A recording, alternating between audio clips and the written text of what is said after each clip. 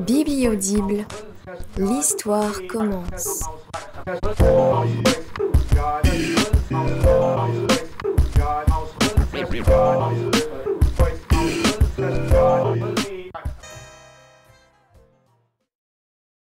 Riverdale est une petite ville au charme désuet. Un observateur non averti présumerait que nos vies sont synonymes de simplicité et de tradition, mais ceux qui connaissent cet endroit savent que les apparences sont trompeuses. Imaginez une ville moins américaine, plus gothique, et vous serez sur la bonne voie. S'il y a bien une chose dont on est certain, c'est que dans cette ville, pas de repos, pas même une once de soulagement pour les braves.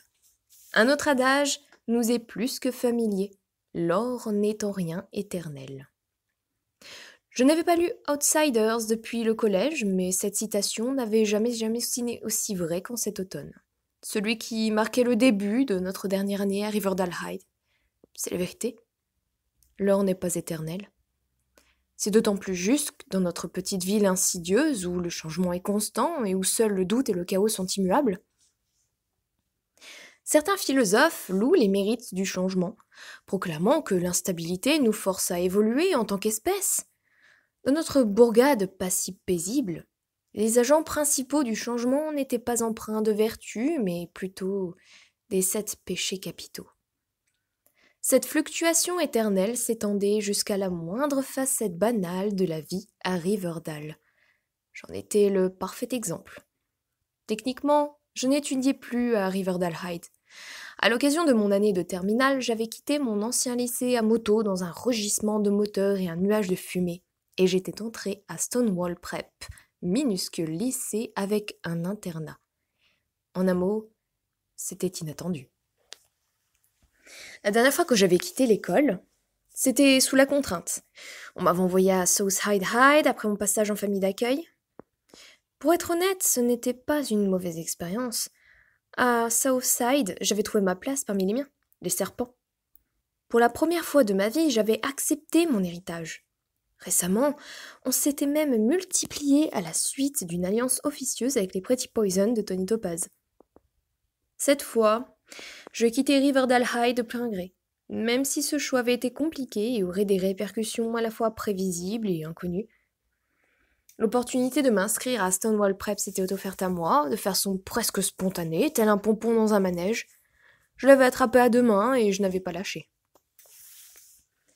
Mon admission à Stonewall était l'occasion de laisser une partie de mon passé derrière moi, en réalisant mon rêve, devenir écrivain. Stonewall me permettrait d'étudier dans une école qui nourrirait mon travail et m'encouragerait à le prendre au sérieux. Quitter mes amis était douloureux. Ne parlons même pas de ce que je ressentais à l'idée d'être séparée de Betty. Mais c'était un pas de plus vers mon projet.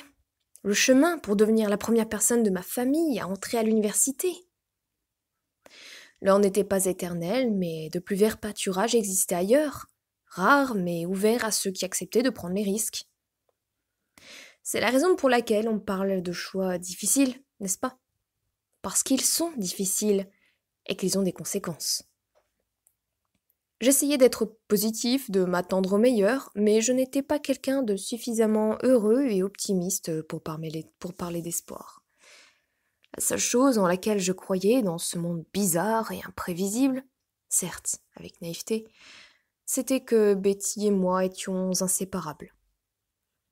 Seul le temps nous le confirmerait. Elle le savait aussi bien que moi.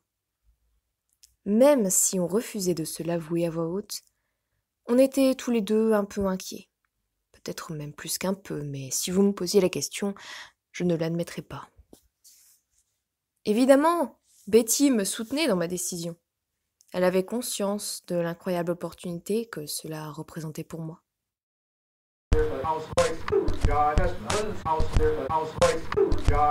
Riverdale, Death of a Cheerleader, de Nicole Hosto, disponible dès maintenant prêt à la médiathèque de Forbach.